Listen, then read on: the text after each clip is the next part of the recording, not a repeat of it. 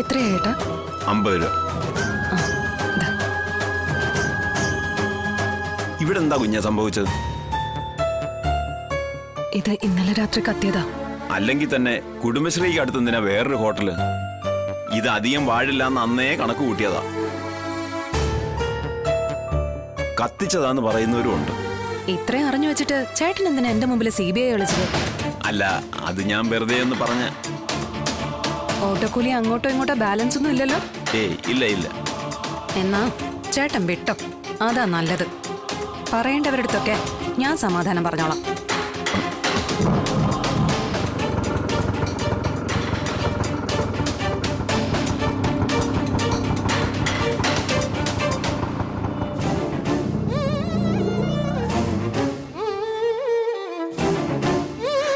കുഞ്ഞേച്ചി, ഇങ്ങ വന്നേ കുഞ്ഞേച്ചി.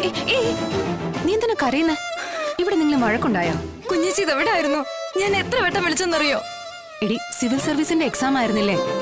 അതിനുള്ളിൽ ഫോൺ കയറ്റാൻ പറ്റില്ലല്ലോ. വിഷ്ണുട്ടന്റെ കയ്യിൽ ഫോൺ കൊടുത്തിട്ടാണ് ഞാൻ എക്സാമിന് കയറിയത്. തിരിച്ചിറങ്ങുമ്പോ ആൾ അവിടെ ഉണ്ടാവുന്നാ പറഞ്ഞേ. പക്ഷെ എക്സാം കഴിഞ്ഞിറങ്ങിയപ്പോ ആളുടെ പൊടി പോലും കാണാനില്ല. ഇതിനിടയിൽ വേറെ ചില സംഭവങ്ങളൊക്കെ ഉണ്ടായി. അതുകൊണ്ട് തനിയെ വീട്ടിലേക്ക് പോകാനൊരു ഭയം. അതാ ഞാൻ ഇങ്ങും പോകുന്നത്.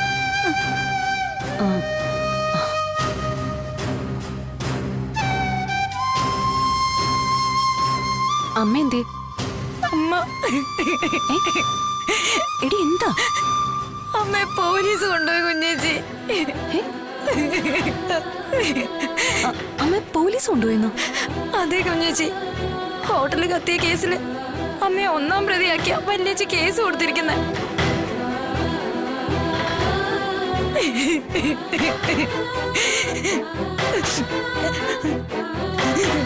എന്നിട്ട് നിന്റെ വല്യേച്ചി എവിടെ? വല്യേച്ചി അകത്തുണ്ട്. കുഞ്ഞേച്ചി, കുഞ്ഞേച്ചി വേണ്ട. കൈവിട്ടെ. മിണ്ടരുത്, മിണ്ടരുത്. ഹോട്ടലിൽ കത്തിയ കേസിൽ ഞാനും ഒരു പ്രതിയാ. പോലീസിനെ വെട്ടിച്ച വിഷ്ണുവേട്ടൻ എന്നെ എക്സാം സെന്ററിൽ കൊണ്ടാക്കിയത്. ആ വിഷ്ണുവേട്ടൻ ഇപ്പൊ എവിടാന്ന് പോലും അറിയില്ല. അതെല്ലാം ഞാൻ വിട്ടു. പക്ഷെ നമ്മുടെ അമ്മയെ വെച്ചൊരു കളി അതനുവദിച്ചു കൊടുക്കാൻ പറ്റില്ല. എന്നെ തടയാൻ വരരുത്. സത്യം അറിയണം എനിക്ക്. കുഞ്ഞേച്ചി,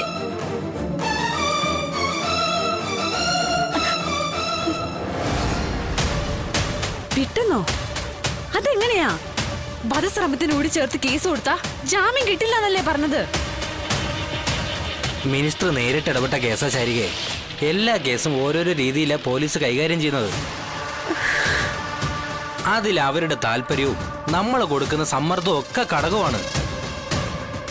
മിനിസ്റ്റർ ഇടപെട്ട കേസാണെങ്കിലും കേസ് കുത്തിപ്പൊക്കാനൊക്കെ ഞാൻ വിചാരിച്ചാലും സാധിക്കുമായിരുന്നു.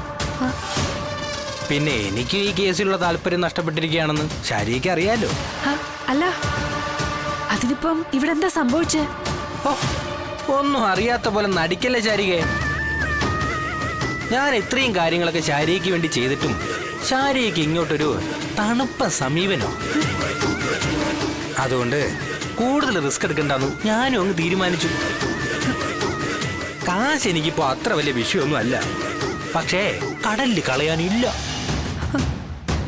അതുകൊണ്ട് ഇനി കാല് പൊള്ളിയവന്റെയോ കൈ പൊള്ളിയവന്റെയോ കാര്യമൊക്കെ തന്നെ താൻ അങ്ങ് ചെയ്താൽ മതി.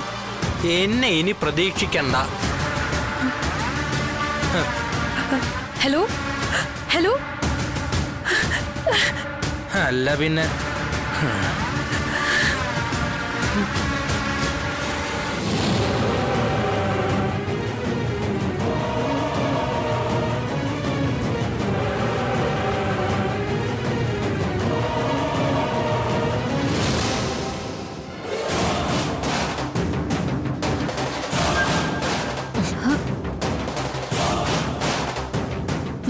എന്താ? ശാരിക ചിത്ര നല്ല നടിയാണെന്ന് ഞാൻ കരുതിയില്ല. എന്താടി? ഹോട്ടൽ കത്തിച്ചത് ആരാ ചേച്ചി? കത്തിച്ചത് നീയല്ലേ? എന്നിട്ട് എന്റെ മുമ്പിൽ വന്ന് അഭിനയിക്കുന്നോ? ആരാ കത്തിച്ചെന്ന് ഞാൻ ഇപ്പൊ തെളിയിച്ചു തരാം. ആ ഫോണിങ്ങിതാ. തരാൻ മനസ്സില്ലെങ്കിലോ? ഫോണിങ്ങി തരാൻ. ഫോണിങ്ങി തരാനാ പറഞ്ഞത്. തരില്ല. ഫോണിങ്ങി ഫോണിങ്ങി തരാൻ. വിഷ്ണുട്ടൻ,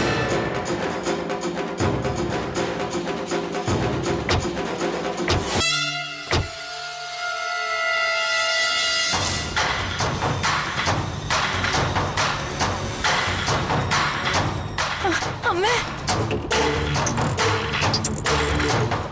ഫോണിങ്ങി തരാൻ. വിട്.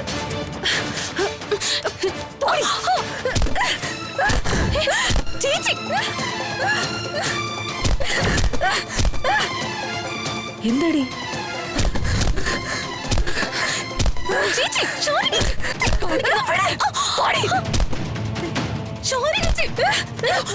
അയ്യോ, എന്നെ വീട്. എന്തായി കാണിക്കുന്ന? അയ്യോ, അയ്യോ, അമ്മേ, അയ്യോ, ഇവളെന്നെ കൊല്ലാൻ വരുന്നത്. അമ്മേ, അമ്മേ, എന്താ തല കണ്ടോ? അയ്യോ, ഇവളെന്നെ കൊല്ലാൻ നോക്കി. ഇവിടെ കണ്ടോ എന്റെ നെറ്റി? എന്താണ് ശരീരച്ചി എന്തായി കാണിച്ചത്? നീ എന്നെ കൊല്ലടി, നീ എന്നെ കൊല്ലാൻ നോക്കിയതല്ലേ? മാറിങ്ങോട്ട്. ഞാനൊന്നും ചെയ്തിട്ടില്ല. നിനക്ക് ഇനിയും തൃപ്തിയായില്ല അല്ലേടി? ഇങ്ങോട്ട്. കുഞ്ഞേച്ചി, കുഞ്ഞേച്ചി എന്തായി കാണിച്ച? ശ്യാമേ, ഞാനൊന്നും ചെയ്തിട്ടില്ല. അമ്മേ, നിന്റെ വിഷ്ണുവിന്റെ ലോക്കപ്പ് കേറ്റില്ലെന്ന് ചോദിച്ച് നീ അല്ലടി എന്റെ തല വാതിൽ ഇടിപ്പിച്ചത്. എന്നിട്ടിപ്പോ നീ അഭിനയിക്കുന്നോടി? മാറി നിൽക്കാൻ അങ്ങോട്ട്. മോളെ, നീ എന്തേ കാണിച്ച്? അമ്മ ഞാൻ ചെയ്തിട്ടില്ല.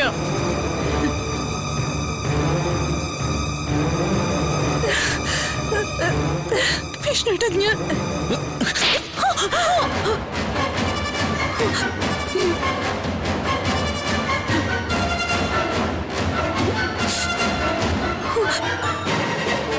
പല തവണ ഞാൻ പറഞ്ഞിട്ടുണ്ട് സ്വന്തം കാര്യം നോക്കി ജീവിക്കുക, സ്വന്തം കാര്യം നോക്കി ജീവിക്കുന്നത്.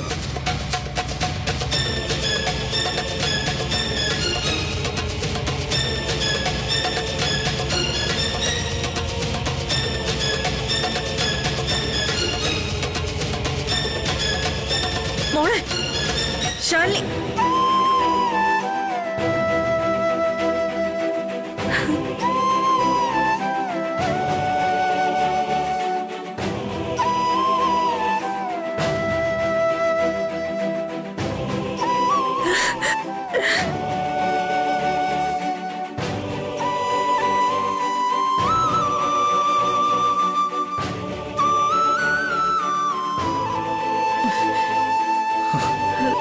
ശാരദാമ്മ, ഇപ്പം സംസാരിക്കല്ല, ശാരിക നോക്കിയോളൂ. ഞാൻ ഇറങ്ങുക.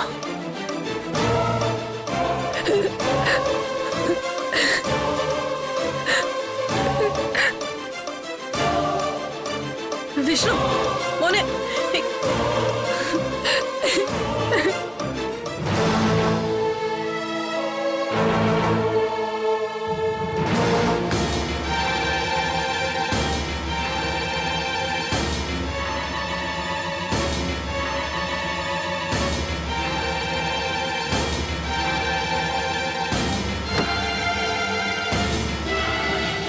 മോളെ, നിനക്കെന്തേലും പറ്റിയോ? കോണെന്റെ മുമ്പിൽ നിന്ന് ഇല്ലെങ്കിൽ ഞാൻ തന്നെ എന്റെ ഈ തല ഈ വാതിൽ ഇടിപ്പിച്ച് നിങ്ങളുടെ മുമ്പിൽ കിടന്ന് ഞാൻ ചാവും. എന്താ കാണണോ നിങ്ങൾക്ക്? മോളെ, വേണ്ട, വേണ്ട.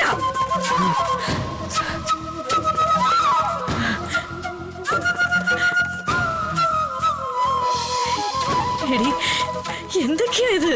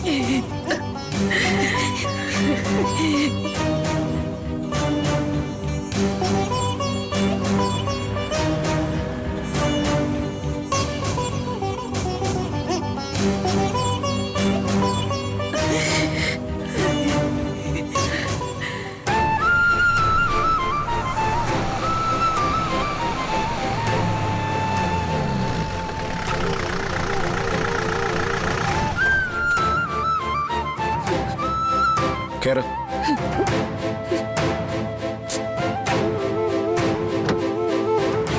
കേറ്.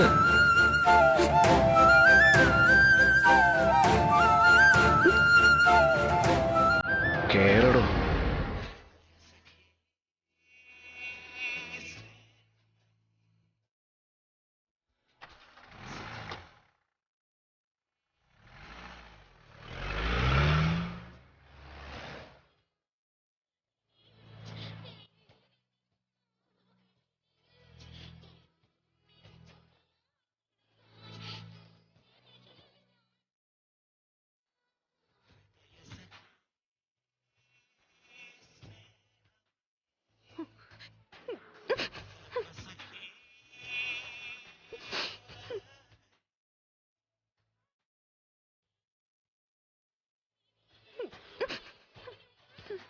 സോറി.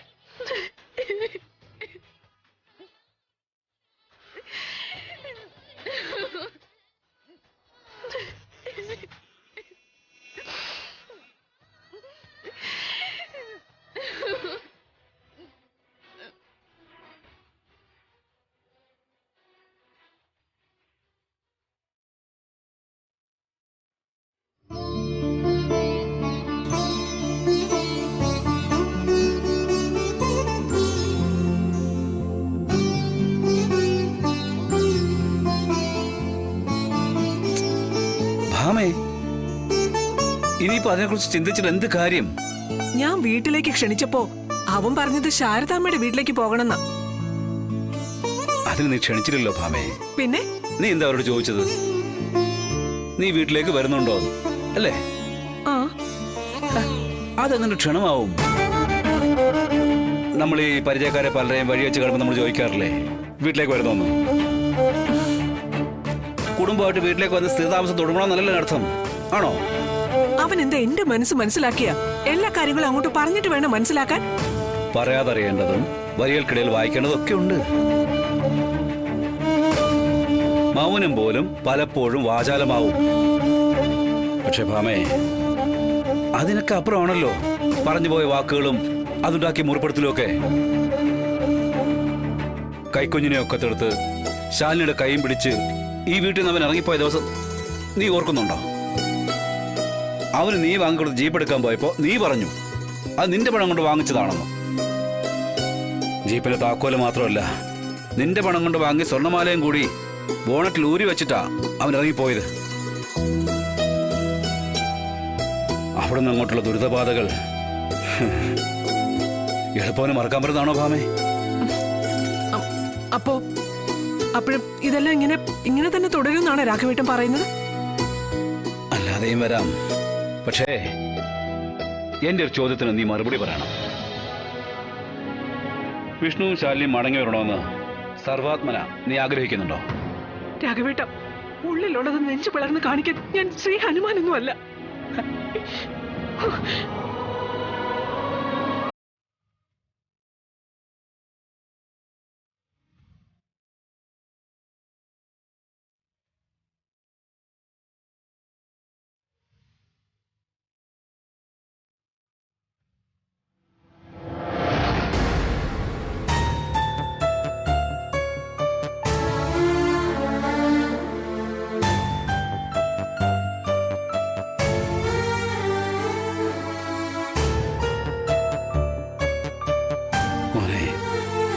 ഈ രാത്രി അർജുനെയും കൂട്ടി ഇത്ര ദൂരം വന്നത് നിന്റെ ഒരു മറുപടിക്ക് വേണ്ടിയാ.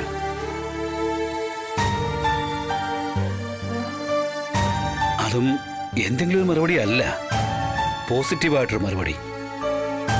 ഇത് പെട്ടെന്ന് മറുപടി പറയേണ്ട ഒരു കാര്യമില്ലല്ലോ അച്ഛാ. അറിയാം വിഷ്ണു, നിങ്ങൾ അമ്മയും മകനുമാ. അതിനിടയിൽ മറ്റാരും സംസാരിക്കേണ്ട ഒരു കാര്യമില്ല. എങ്കിലും ഞാൻ കണ്ടത് വെച്ച് പറയുക, പഴയ സത്യാമ്മയല്ല ഇപ്പോ. തന്റെ മടങ്ങി വരവ് ഇപ്പോ സത്യാമ്മ ആഗ്രഹിക്കുന്നുണ്ട്. മോനെ, ഇതിനപ്പുറത്തേക്കും താഴാൻ കഴിയില്ലെന്നിട്ട് അമ്മയ്ക്ക്. പറഞ്ഞില്ലേ, സ്റ്റേഷനിൽ നിന്ന് ഇറങ്ങിയപ്പോ വീട്ടിലേക്ക് വരാൻ ഭാമ ക്ഷണിച്ചത്. എടാ, അത് ആത്മാർത്ഥമായിട്ട് തന്നെയാ. അച്ഛൻ ഞാൻ മാത്രമല്ല വീട്ടിൽ നിന്ന് ഇറങ്ങിപ്പോന്നത്. ദേ, ഈ നിൽക്കുന്ന ശാലിനി അവിടെ നിന്ന് ഇറങ്ങിയത്. ഞാൻ ഒപ്പം ഇറങ്ങിയെന്നേ ഉള്ളൂ. അതാരും മറക്കണ്ട. അതല്ലേ ഇപ്പൊ രസം. വീട്ടിലേക്ക് വരാൻ ശാലിനിക്ക് 100 വട്ടം സമ്മതമാണെന്നാ ഭാമ പറയുന്നത്. ഇപ്പൊ നീയാണത്ര തടസ്സം.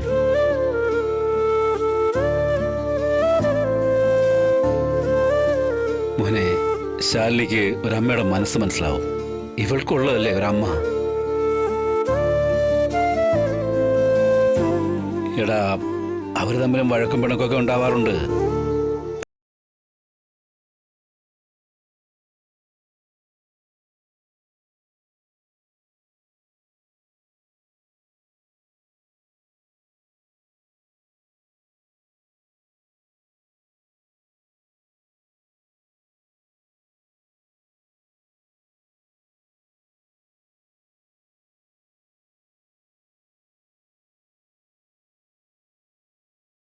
എത്ര കാലമാ.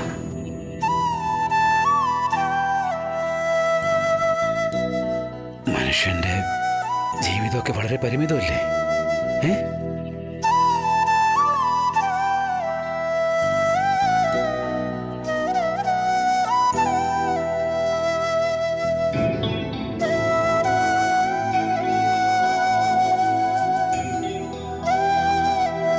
ഞാനൊന്ന് ആലോചിക്കട്ടെ അച്ഛാ.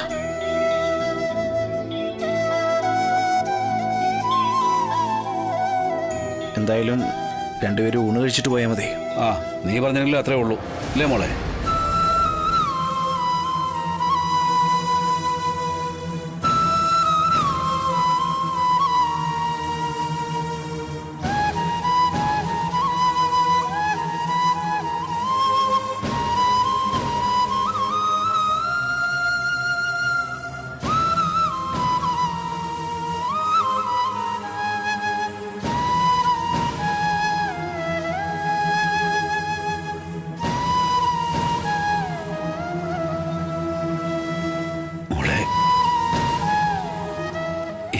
വിചാരിച്ചാലേ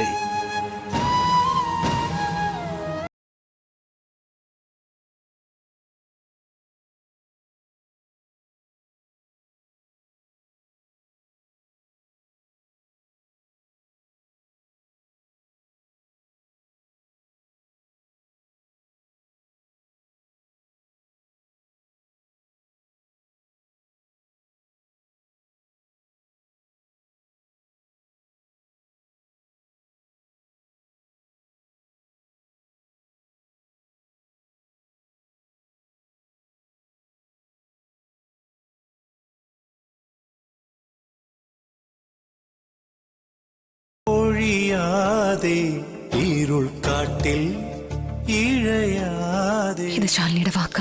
കണ്ണീർ മഴ തോർന്നു കാലം ചൊല്ലും കാവ്യം എന്നും സാന്ത്വനം. കലഹങ്ങൾ